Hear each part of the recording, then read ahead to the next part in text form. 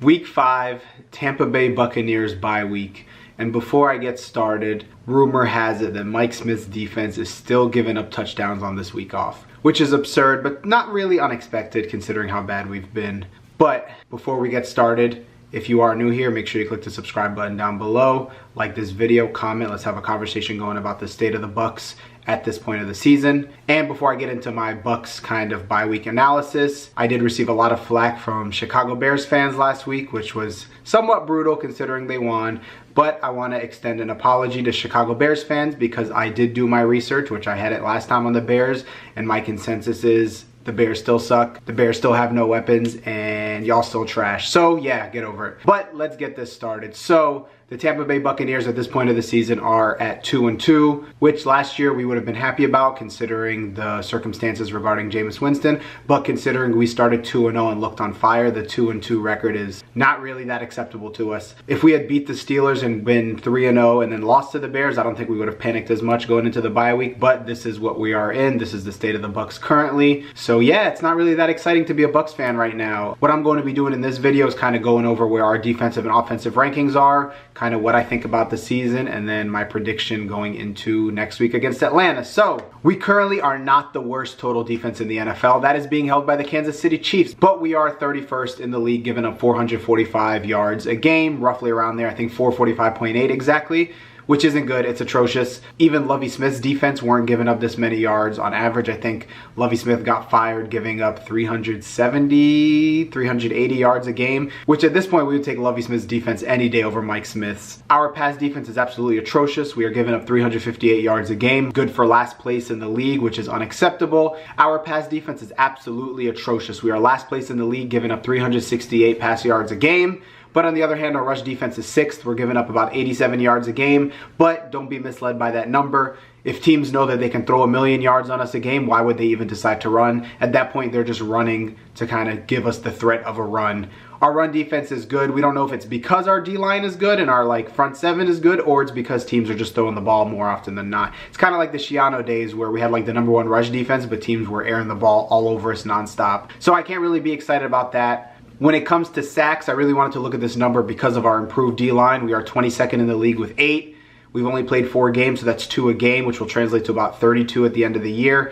I don't know if that's good or bad, considering a lot of teams. 22nd is not a good number at this point. I know these numbers are incorporating the games that have taken place thus far today, so we may not really be that low after everybody gets their bye week, but at this point, 8 is not really good, considering other teams are throwing the ball ridiculous amount of numbers against us. It's not like they're rushing a lot, so we have more opportunities for sacks, but I hope that does improve as the season goes on. When it comes to scoring, we are last place again. We've given up 139 points in 4 games, which is over 30 points a game, I want to say, roughly around there, which is absolutely unacceptable. Overall, Mike Smith, I don't know what's going on. They didn't want to fire him in this bye week. Dirk Cutter made a sorry excuse saying, if we fire him, what's next? Yes, what's next? But still, you send a message to the team, you send a message to the defensive coaches that it's time to step up. This is a season where everybody's jobs are on the line. Jameis is kind of in a contract year in terms of, are they going to give him the extension, actually have him sign it or not? So there's a lot of things that need to be figured out on the defensive side of the ball, and I don't think our coaches are being held accountable for it. They're just blaming players. Dirk Cutter was out there defending Mike Smith, talking about he's not the one missing tackles and giving up touchdowns. Yeah, accurate, but he is the defensive coach that sets the tone and calls the plays. After 3 years, we're still talking about communication is the issue. The team isn't communicating well. I'm sorry, at this point, either the players are really stupid or the coach has a super complicated defensive scheme. And honestly, it's not even that complicated. They're playing very simple defenses, but the communication is trash. He needs to figure out a way to change it. We keep using the same formula and we're giving up 1 trillion points, 1 trillion yards. More than half of Mike Smith's career, we've given up 400 yards a game, which is absolutely ridiculous. So honestly, I'm not going to sit there and say the players are the ones at fault, because Mike Smith should adjust his defense to his players' strengths. If they're having issues with communication, then he needs to simplify the communication so the players are able to adapt and react. At this point, it's like they're overthinking and they don't know what to do. But let's get into the offensive stats, which are much better. So we are 3rd in total yards, 432 yards a game, which is really, really good considering the Bucs are usually not an offensive juggernaut. I can't really say much about that. I'm glad Dirk Cutter gave up the play calling to Todd Monken, because it seems Todd Monken knows how to capitalize capitalize on the player's strengths and be pretty much unpredictable for the most part. Of course, passing, we're first in the league with 362 yards a game. Even with the bad Chicago game, we are still first place in the league. We may have dropped from number 1 considering we're on the bye week and other teams are playing, but overall I don't think we're going to drop out of the top 5 for the season considering how bad our run game is going and Todd Monken letting it fly. Now to rushing, we are 30th in the league with 69.5 yards a game. Unacceptable. With that many weapons we have in the passing game, you'd think the defenses would pull back and it'll open up the run game, but it really hasn't worked at all. Hopefully Ronald Jones, I'm hoping they insert him a little bit more and see what he does, because as good as Peyton Barber is, he doesn't have the speed to break out a big run. He can break tackles and bounce around, but he's not going to give you a 30, 40, 50 yard run, and I think Ronald Jones is the best for that. We drafted him, I think, was it in the 2nd round, I believe, maybe 3rd round. I think it was the 2nd round, but we drafted him really early and he should not be on the bench. He should get playing time and hopefully get some experience and build his confidence, because against the Bears, he didn't look totally bad considering the circumstances. When it comes to scoring, we are 9th in the league with 28 points per game. I was surprised. I thought we'd be a lot lower considering the Chicago game. We didn't score more than 10. But it's pretty good, I would say, considering how we've been in the past. We haven't been really a good scoring team. Last year, we were able to drive the ball up and down the field. We just couldn't score when it mattered. And this season, we are scoring a little bit more. So as long as they continue that and try to get us up in the top 5, I think if we finish top 5 scoring, we'll have a winning record by the end of the season, because our defense is not going to do anything and we need to rely on the offense. As unfair as it is, the offense has to carry the team throughout the whole season. So we'll see, because defenses are adapting. Defenses are blitzing more and they're pulling back all their safeties and corners and taking away the deep ball. And so far, Todd Monken hasn't adjusted with the intermediate and short routes. He's been trying to go for the home run. So hopefully this bye week, they're able to reevaluate some things and adapt the passing game and adapt the defense, hopefully. I think overall, the team obviously needs to improve on defense. As I mentioned before, we're looking really bad on defense. It's one of the worst defenses I've seen in Bucs history, which is saying a lot because we haven't had good teams in history. But hopefully that improves and the running game improves. I think if we can pull the running game up to 90 yards a game from about 70,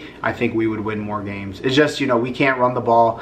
The teams aren't respecting the run. I mean, the play action is working a little bit, but it's still not really, you know. We need to run the ball essentially. If we're running the ball more and getting more yards, then we will continue running and that'll let the defense rest more. And at this point of the season, with the way our defense is looking, we need them off the field as long as possible. When we're scoring at fast paces, like with Fitz, when we were throwing deep balls and scoring, the defense didn't have a time to catch their breather, and then the offenses are just going in there and scoring on us pretty quickly. So we need to take more time and control the clock so our offense can go down, score, and then our defense doesn't have to be as tired. Because I think the best way for us to win is keep the defense off the field as long as possible. At the point of this recording, the Saints have not played their game yet. They're playing on Monday night. So the standings as of now, the Panthers are listed number 1 at 3-1. The Saints are number 2 at 3-1. Either the Saints will move up or stay there. We are 3rd at 2-2, and the Atlanta Falcons are 1-4, which takes me to my prediction for next week's game. I think we are going to win that game. Even though it is in Atlanta, I think we're going to win. The Falcons are giving up like 37 points a game. They have no pass rush. They can't sack the quarterback. They can't cover receivers. They can't stop the run. They can't really do anything. I know they have players lost to injury from like every level of their defense, and it's been their best player, so it's really hurting them. Their offense, for the most part, has been very explosive and scoring a lot of points, but the game just ended against the Steelers, and they only scored 17 points. Their offense didn't look good today.